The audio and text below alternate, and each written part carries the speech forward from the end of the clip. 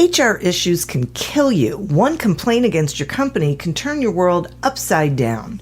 And you spend way too much time dealing with HR when you should be spending your time on making a profit. You should talk to Bambi. With Bambi, get access to your own dedicated US-based HR manager starting at just $99 per month. They get to know you and your business while providing HR expertise and the personal touch you need and want. They're available by phone, email, and real-time chat, so onboarding and terminations run smoothly. Team members reach peak performance, and your business stays compliant with changing HR regulations. And with Bambi's HR Autopilot, you'll automate important HR practices like setting policies, training, and feedback. HR managers can easily cost $80,000 a year, but Bambi starts at $99 per month. Schedule your free conversation today to see how much Bambi can take off your plate. Go to Bambi.com right now and type in Accelerate under podcast when you sign up. It'll really help the show. Spelled BAM, BEE.com. Bambi.com. Type in Accelerate.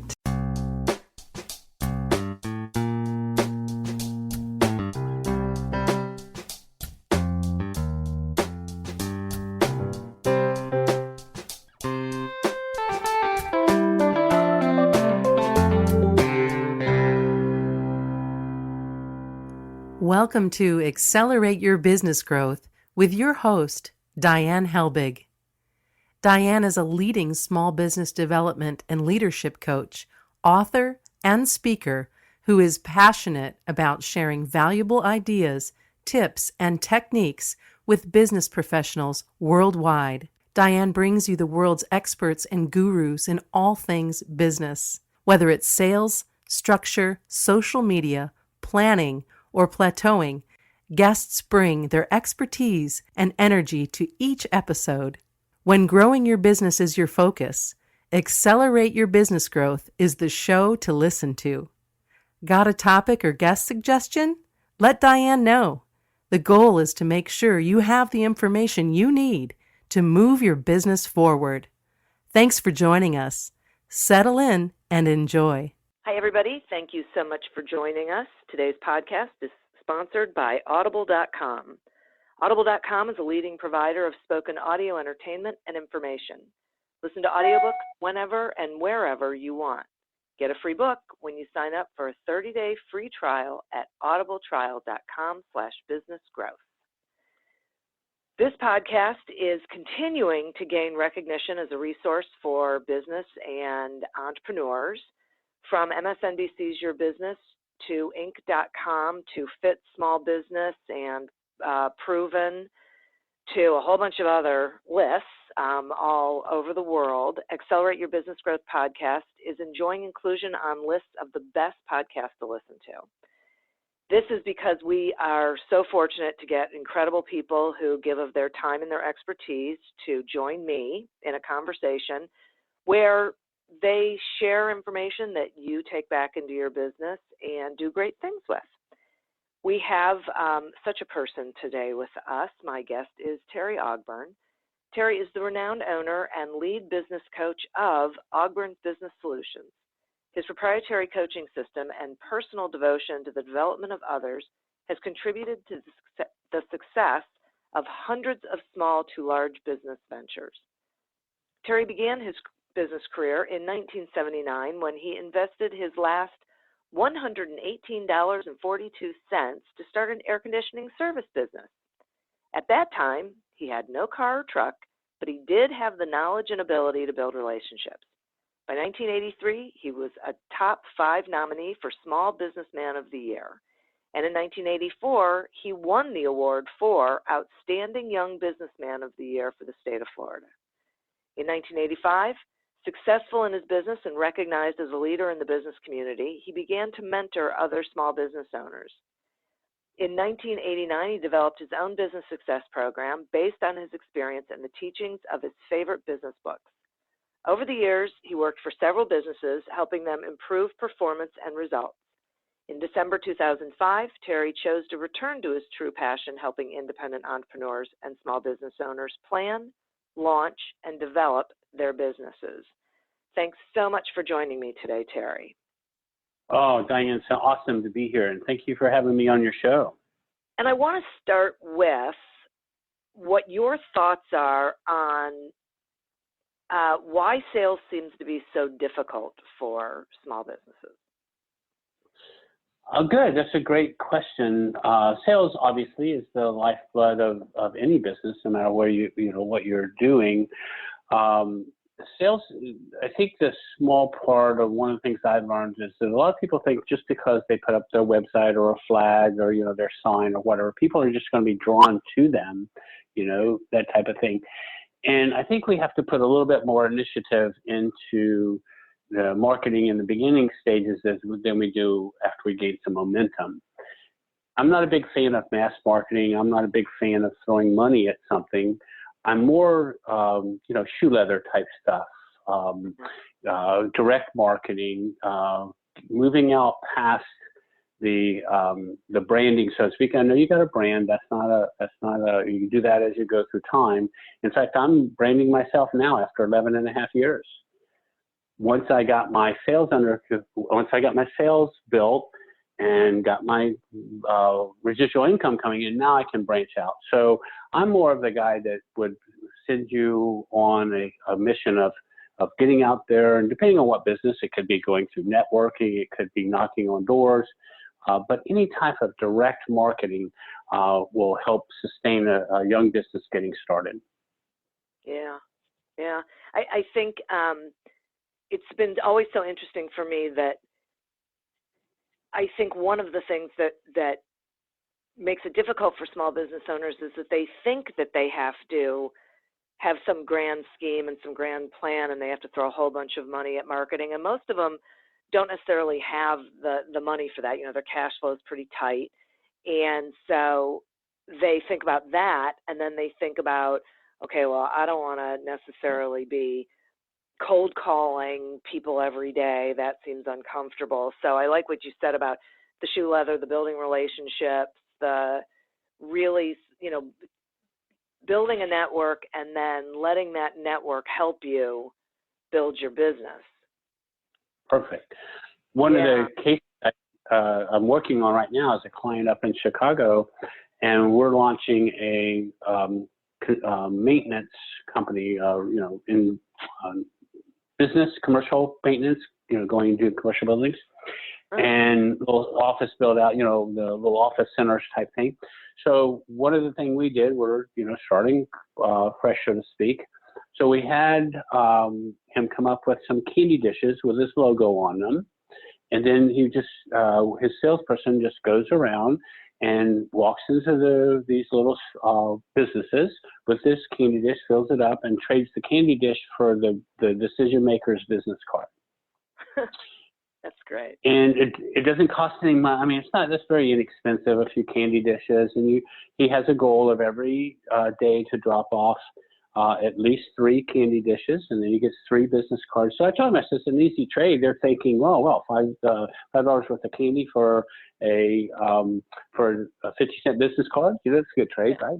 So, and then of course that creates the follow-up process, and then we put a whole 8-step business process together that allows him to get to the actual presentation. Yeah. And it so consists it really. I'm sorry. Go ahead. I was just going to say it consists of a follow-up phone call, then a meeting to drop off collateral material, then a letter, then another phone call back. But these are all soft calls. They're not like cold calling, picking people out of the out of the phone book type thing right off the. Right. Yeah. And I'm not a fan of cold calling either. Yeah, I know. There's a handful of people who are, and so they'll keep doing it, which is great. I think people should do whatever makes them comfortable. But what I like about that, this idea that you came up with them is that there's a couple things I like about it. 1, it really is inexpensive. 2, it's relatively easy. And 3, it's fun. Yeah, so, and you also get to go back and fill, and you get to fill up the candy dish every 2 weeks. Yeah, right. You know, Exactly. you get to come back. Yeah. Yeah. And one of my friends on Facebook said that, asked me, there was posted a question there, when do you stop following up? And I just put a joke up there. It says, when they get a restraining order. Yeah. Just making fun. Yeah. Yeah. I get it. It's really funny. So, talk to me some more though about ways that a small business with, a low budget can effectively be marketing and advertising their business. Good. Anything to me is because a lot of times when I get involved in a business, Diane, maybe even like you, they're in some sort of trouble. They're 3 or 4 years old. They've reached all these other things. They've tried a lot of things, so they're out of money, and I get it. So, but anything that we can do, like LinkedIn, for an example, is a great way. If you don't have a lot of money, you can start with that. It's free. You can get on as long as you want to. You can network on there. There's a lot of bad things that you do on there as far as, like I get, solicitations all the time. Yeah. But you need to build rapport with people. And I think one of the things that new businesses or businesses that are struggling, if they get into something called neuro-linguistics programming or NLP, I'm sure you've heard of that. Sure. But they're using that, you can start to build rapport with people faster. And in today's day and age, we need to be more concerned about consumer knowledge, not so much as product knowledge, because 86% of the people all start their buying process online. So we want to get better at building relationships. So relationship selling would be a good avenue to go down to learn how to do these simple little things, and by building a little trust. I had a client the other day I was working with, and he said, I said, well, why are you following up with the people? And he said, well, it's hard for me to give them a pinpoint time to follow up because his boss wouldn't have the information for him. And I said, well, go ahead and set the appointment. That gives you a reason to build trust. You call it for. I said, listen, I don't have anything information to give you right now, but I just want to keep you up to date with what's going on. So all those little things help. Another one is, meetup.com. If your demographic belongs in one of these little meetups, oftentimes you can go there and spend $10, $15 to get involved in a meetup and get that going. Look for, any of these inexpensive things that are going on to get out there. And when you do get into these situations, a common mistake is made is, let's not be interesting, let's be interested. So in other words, I call it throwing up all over yourself. Stop that and just ask questions, and if you get somebody else talking, they think that you're the best conversationalist ever, because they're getting to talk. So that, and then also zero down. In today's world, when I was in the air conditioning business, we could zero in on zip codes. Well, today you can zero in on all the people who drive Mercedes and or Lexus or high-end cars. You can zero in on that demographic. Where do they hang out? Get more into knowledge about the psychographic part. Where do they hang out? Where do they go? That type of thing. All these things are very simple and easy to do. It's just that it takes a lot of effort, knowledge, to get out and learn and do these things. Right. And I think people really, I hope they're really hearing what you said about be more of a listener than a talker and really be interested in what people are talking about. It's the old Dale Carnegie, people saying he was a great conversationalist when he never really said anything. He'd ask a question and he'd be quiet, and they thought he was just great. And of course, because they were talking about themselves, but you learn so much that helps you identify, one of my things is it helps you identify whether they're even someone you would even want to work with. because they could fix every other aspect of your target, right? But if they're a jerk, then you need to know that before you ever try and have a business relationship with them. Very good, and good point. I always, the salespeople that I work with, we spend most of the time qualifying the people out instead of trying to qualify them in. And I think that's another mistake that salespeople make, is they're trying to sell to everybody, and just, learn to qualify them out. Ask qualifying questions, if you know better than 90% of the time, a woman is going to be involved in the buying decision of large purchases. Well, if the wife is not there and the guy's wearing a wedding band, then obvious question, where's your wife? Yeah. How much of this process is your wife going to be involved in making the decision on this purchase? Yeah. And any man, in my point, if any man tells you their wife's not involved, then just you might as well go get another client. If they're married, I agree. They're lying, right? They're lying. They're lying right straight to you, because I got a funny story with that. This is in real estate. I was managing a real estate office and doing some sales trainings with them.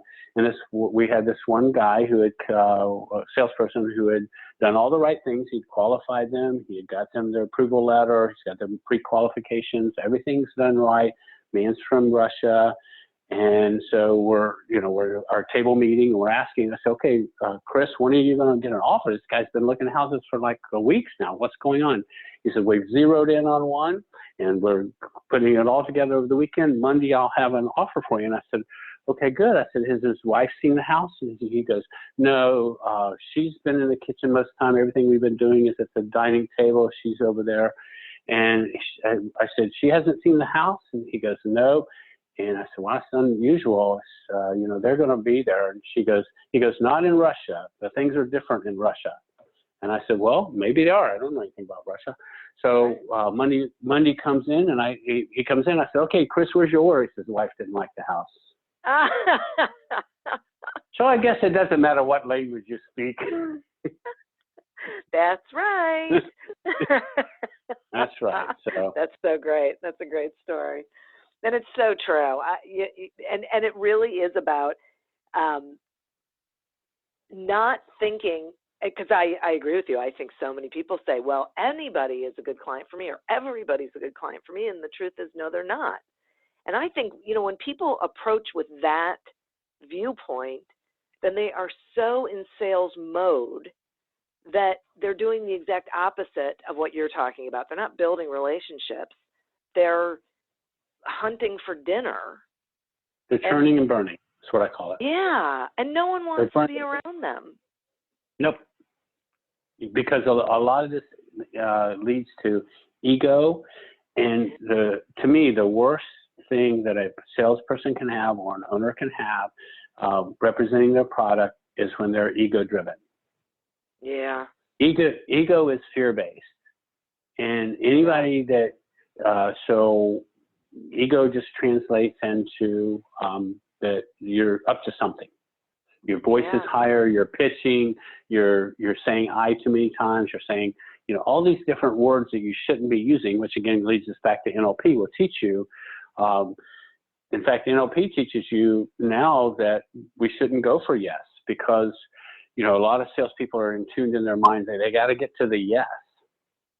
Yeah. Actually, there are three different yeses. There's a yes to get me to be quiet, agree with me, okay, yeah, that's good, okay. Then there's the yes for commitment, and then there's a yes to shut me up. Huh. And we're not sure which yes that we're getting.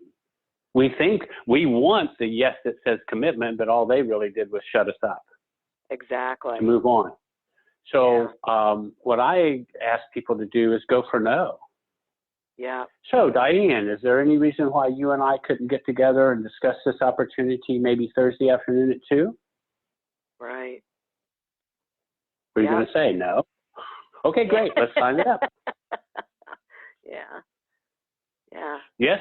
Exactly. Then if you said yes, then I can say, well, what's holding us back? Exactly. Right. And another thing, you're having a conversation and you're learning, and Yeah. And then also, I think that salespeople have a tendency to ask yes and no questions. So move away. One of the oldest teachers of sales, he teaches us to ask open-ended questions. When I was at Radio Shack, there were three things that we did. We had, we called it the 30-2 rule. 30 seconds, you had to acknowledge the customer had entered the store, 2 open-ended questions, and 2 items in the bag. Huh. Always upsell, and even, the person brings a little thing to the, let's say a radio, whatever, proof positive it needs batteries and it doesn't have them. Just go ahead and put the batteries on the table. Let the customer push the batteries away from you. Yeah. Anything that headphones, anything, just keep, you want some headphones for that? You want to? Because I promise you, and you, I think, would agree with this, they get home and you didn't offer them the batteries, they're upset at you. They're not upset at the product. They're not upset at, they're upset at you personally. Oh, that guy. Because you should have known. He should have told me I needed batteries. Yeah. Yeah. Anyway. That's interesting. It's very interesting. And I totally agree with the open-ended question thing. You want to get them really talking because you're going to learn more about their situation and what's going on. I think one of them. Go ahead. My apologies. Even when you're calling to follow up, like after that's another thing that I think business owners should do, and it doesn't necessarily be the salesperson. In my air conditioning company, my dispatcher, the one who obviously sent the trucks out, her job was to call each customer and get their feedback on how the service went for that day. Yeah, yeah. You'll learn so much from those follow-up phone calls. So when you're in sales, you call up. To me, the sale process starts after you've closed the person, because that person has 3 referrals within them. Yeah. So if you follow up within 42 to 72 hours after the sale, and hey, how's the product? Is it working well? It's doing good for you? Okay, we're good. All right, well, I'm just checking on you. If you need something, just get with me first. Call me first. And that way you establish this buffer between you and the service department, or you and the parts department, or whatever. Yeah, right. And too many people don't do that. I totally agree with you. I think that's invaluable. And I think it comes down to when you see your customers or clients as valuable long-term relationships, then you treat them that way. If you see them as transactions, then you don't necessarily treat them that well. You're not paying that close attention to wanting to continue to engage in the relationship and the conversation, and they know it, and there's no loyalty then. So they're right. They're just going to reach out to whoever whenever they need something. You haven't cemented the relationship. Exactly, and this was one of the first things I learned in the air conditioning business.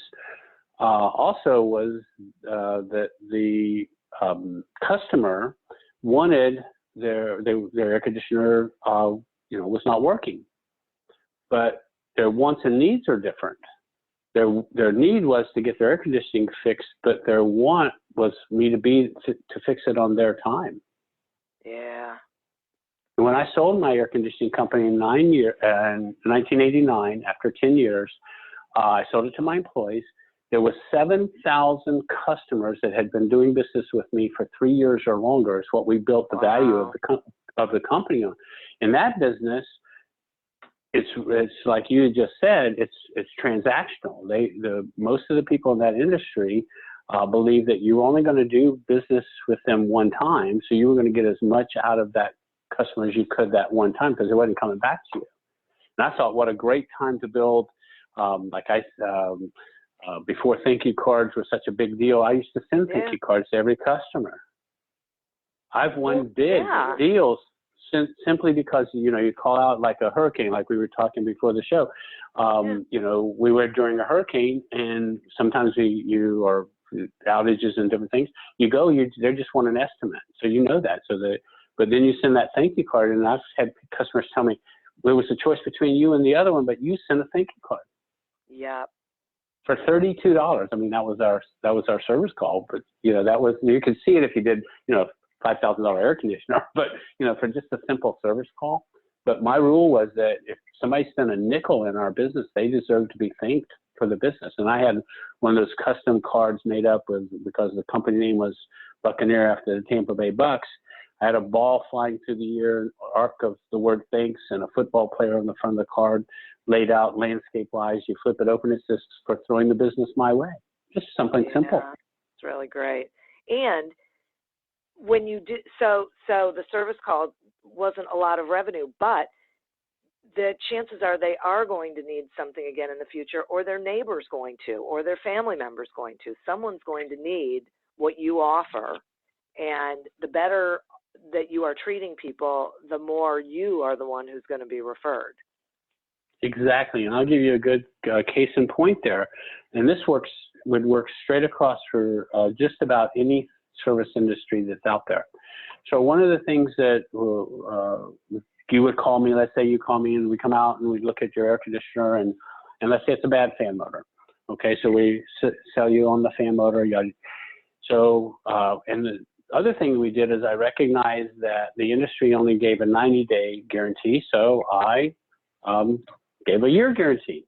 Just like with my services, very few companies in our world, I offer a guarantee with my services. If you do what I ask you to do and it doesn't work out for you, I give you money back. I don't want your money. I want you to be successful.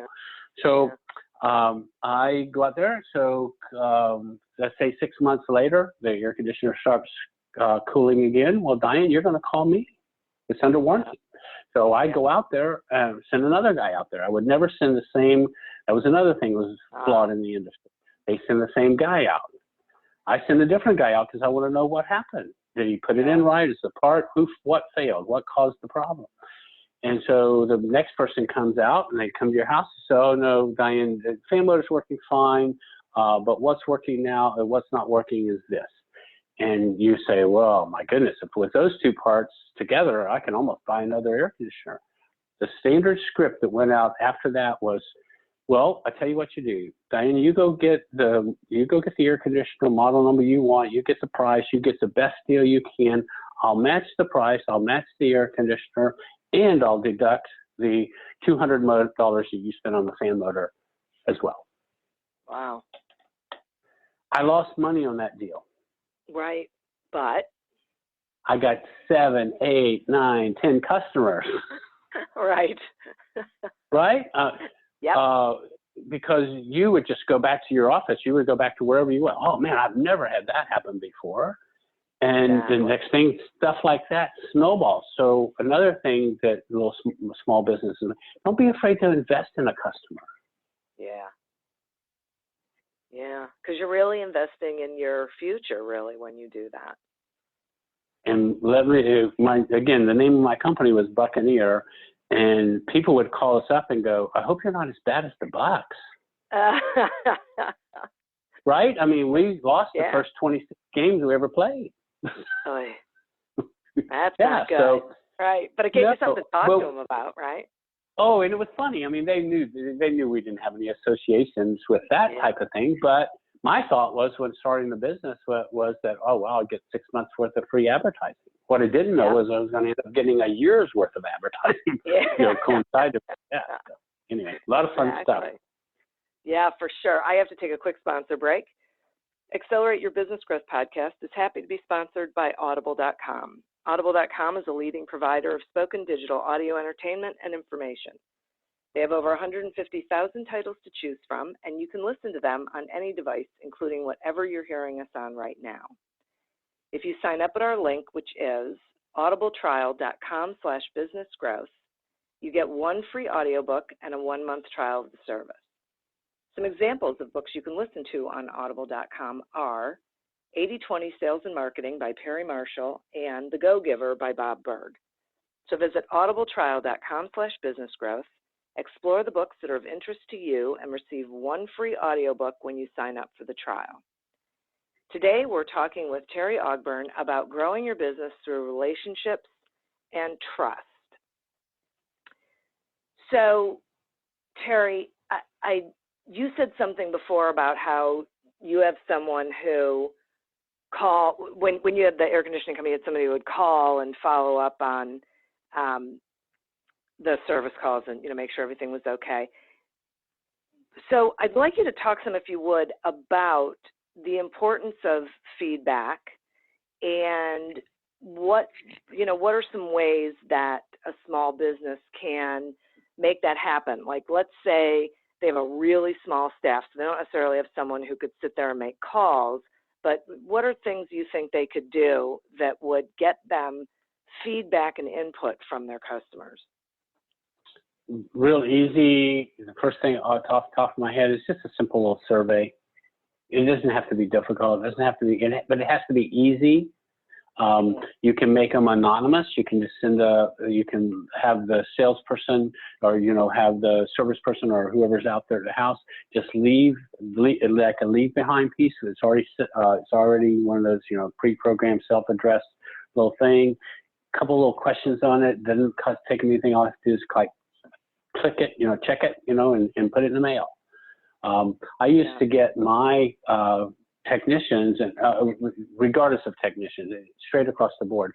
In fact, even in the new age, in this day and age, when I start with a client, the first thing I want them to do is I want them to write a testimony letter about their company that starts with the customer pulling up in their front door or accessing them from the internet, whatever it is, starting there, and a nice letter that explains how they navigated through their world and what a great time they had, and then live up to that letter. Live up to every letter that's in that document. And I used to, in any organization that I've run or whatever been a part of, I always ask the people to get testimonies, get testimony letters, get testimony videos. Do that. It's easy stuff. And then you can, when you drive your raving fans, you drive them to your website. What happens then is they're getting third-party validation. In this world today, as fast as we're moving, third-party validation is far better than anything we could ever say out of our mouth. Yeah, that's a great point. It's really true. And it doesn't take any, while you're there, you could just, like one of my workers had said before, well, that's no fair, so-and-so asked for letters. I said, I don't care if he asked for a letter or not. The person's not going to write it unless he really feels it. It doesn't matter what you ask for. The customer is not going to put his feelings on paper. So the script was that when they got complimented about the work, what would really mean a lot to me, Diane, is if you could put that in writing and send it into my boss, that would really be helpful for me. Right. And then go about your business. Yeah. And then I incentivize that for everyone they got. You pay them $5, $10, whatever it is, but give them a little reason to put some, I call it mad money, and you know what mad money is, don't you? Oh, yeah. Yeah, so if we get mad, we got something to spend.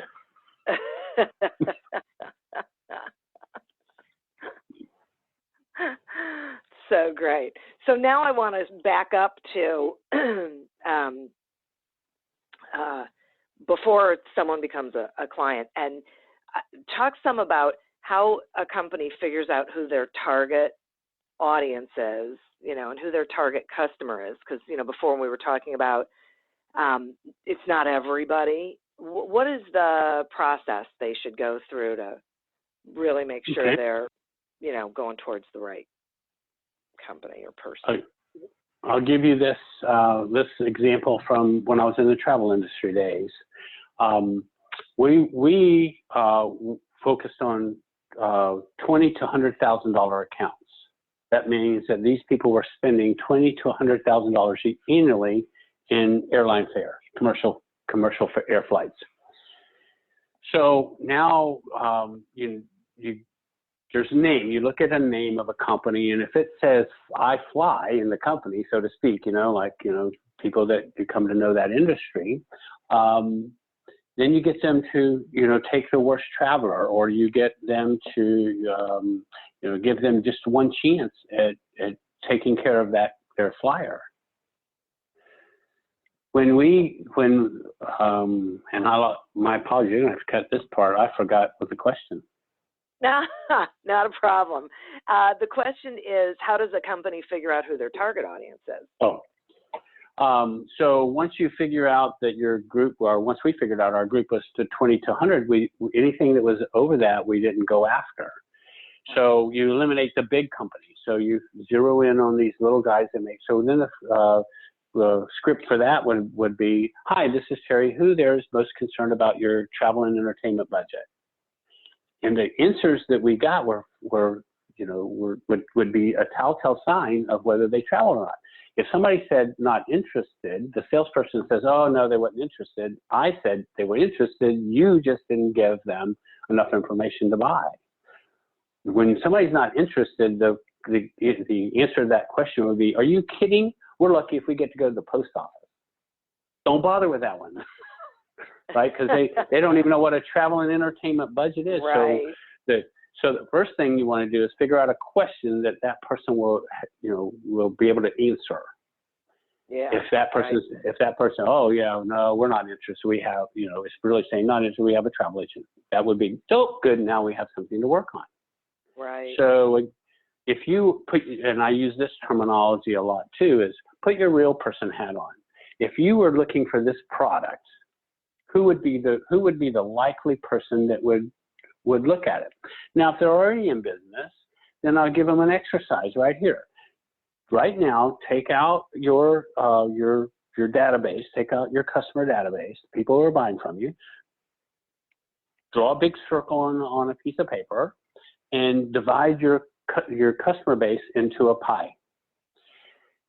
Anything that's running around 22 to 25% is your sweet spot.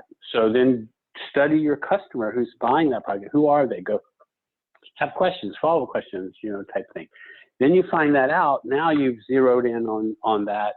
That is the ideal market for you to go after. Yeah. I think it's really important, and I hope people are hearing that you really need to spend some time really honing in on what a good customer looks like, because it also tells you what a not good customer looks like, which is equally valuable, so that as you're talking to somebody and doing your discovery, you can quickly identify whether there's an opportunity there or whether it's time to say thank you and move along. And sometimes you do have to fire a customer. Sure. If they're We'll talk some about that, actually. If you find out that you have really, engaged with a person or a company that really you're not suited to each other, what's your advice on, firing them? I have a line in my business development page. I have a 5-page business development plan that everybody follows. And in that line, it says our target audience, and defined as people who want to be serviced by the best possible people. I also have a line in that same plan that says customers are not always right, but whether they're not, it's our job to make them feel that way. So the incident I want to tell you, this is back in my sales days when I was selling. My first sales was motorcycles. And so I was working with this guy, and we did everything we could to get this guy's motorcycle repaired. And every time he'd come to pick it up, he'd find something else wrong with it. And he'd find something else he didn't like about it. So one day we finally got it loaded up. The boss and I, about 7:30 at night, we're loading it up into this guy's truck. He pulls out. Chick and I walking back to the store. He says, Terry, I could put a bumper hitch on the front door of this place, and somebody's going to complain because they got to pay for the gas. And I thought, yeah, when a customer becomes that unruly, then it's time to cut your ties. Go ahead and I had a lady going through one of my courses, and so she was not showing up on time. She was just an absolute wreck, so to speak. And so finally I said, okay, I tell you what, here you go. Here's all the material. Here's all the course material. Here's all your money back. Here's everything. Have fun. Yeah. Just give me the course material. Give me. Yeah, she was exactly. She was like, well, no, I'm going to need your guidance. And I said, No, if you wanted my guidance, you would have been on these calls on your scheduled time. Exactly. I wouldn't be dancing all over the week trying to figure Yeah. out when I'm going to get to talk to you. Yeah. And I have a schedule. You have a schedule. We all have schedules. And when somebody is taking advantage, the last thing that for me personally, and I think a lot of business owners would feel the same way. I'll give you the shirt off my back, Diane, but take advantage of me, you're out. Yeah. That's right. Right. And I think small business owners need to remember that they need to be working with the customers and clients who really value what they're doing and appreciate what they're bringing to them, and the solutions, and only those people, because especially with small business, they don't necessarily have the bandwidth to be able to continue to try and service someone or some organization that isn't really playing along, I guess, for lack of a better phrase. And I'll give your listeners a little exercise, the one that I use. So if your listeners will take out a piece of paper, we'll give them 4 little things right here that if they use these little steps right here, they'll always win. First, whatever it is that you're going to do, the first thing you have to do is make the decision. So that's your first bullet point. Make your decision. Decision on the customer, decision on this, that, and the other. Once you've fully decided, and this is the avenue that you're going to take, then become very disciplined about making sure that you do your homework, do this, do your due diligence, do everything you're going to do to make sure that you're going to increase your business. We'll use that for the topic. Number 3, then it's time to be decisive.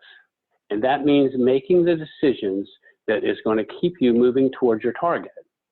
So you have to make sure that you're using your time wisely. Become a time management guru. Understand how much time you have and stop wasting it. And then the 4th bullet point for them to write down is visionary. You must visualize the outcome before it starts. And if you'll put those 4 things to play in any decision or anything that you're about to tackle, you put those 4 things in place, you'll always come out a winner. That's great. Thank you. Thanks for sharing that. I think that was a really good exercise, and I hope everyone does it and really owns it, because that's terrific. Now, will you, I really appreciate the information that you've shared with my listeners, and I know how valuable it is, and I know how much they need it and want it, and so I really appreciate you taking the time to come on and share some of it. Will you share with them how they can find you and, what you've got going on? You mentioned to me earlier that you have an offer for the listeners. Share that as well. Sure, I'd be glad to, and thank you, Diane. One, you can connect with me on Facebook, Terry Ogburn. Just go there. You can find me there. Ogburn's Business Solutions is my main website. Then I have terryogburn.com. Just go to either one of those websites. Go up and click on the Contact Us button. The menu, drop-down box will happen. You put in your name and your email address and a solution, a problem that you're having, and you're looking for a solution for it. Just type in a few words, hit send, and I'll be glad to spend a half hour with any one of your listeners. No charge, no upsells, no sales gimmicks, nothing that. Just both of us will roll up our shirt sleeves and figure out a solution for the opportunity that you have. Oh, that's terrific. Thank you. I You're really welcome. appreciate that. That is so great.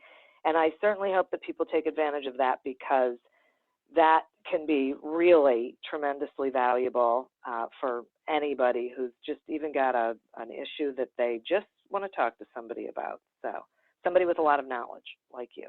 Well, thank you. I said to a client the other day, sometimes I'm a coach, sometimes I'm a consultant, and even sometimes I'm a therapist. Yeah. Boy, I totally get that. That is for sure. Yeah. And isn't it nice that people know they have someone who will do that with them? So I have really one of my clients. One of my clients has been with me for 7 years, and he went through a divorce. Most of my clients, Diane, I only have 2 clients that have been with me less than a year. The rest of them have been 3 years or longer. I just have like this kind of, I don't want to say a waiting list, but I have this, I don't take everybody. And I'm 66 years old. I don't want to work, I tell you, but I don't mind helping. It's, again, I could cut that. I forgot what I was going to say, but anyway, I'm just excited about being here. It's been fun hanging with you. Asked some very good questions, and sparked a lot of old memories. That's so great. Yeah, that is. It is great. So thank you for that. Thank you. And I always want to thank the listeners because they're why we're here, as well as our sponsor. Please remember to visit audibletrial.com/businessgrowth to sign up for a free trial and get a free audiobook when you do that. Continue to prosper and continue to be curious. And until we meet again on another episode of Accelerate Your Business Growth. Coming up on 5 Minute News, I'm Anthony Davis. You might think it's partisan because maybe it's critical of one side or the other, but it's not. It's just the truth. And I think that's also something that's kind of unusual for Americans listening to the radio or to podcasts, because the news landscape in the States has been so partisan for so many decades. So 5 Minute News is verified, truthful, independent, unbiased, and essential world news daily.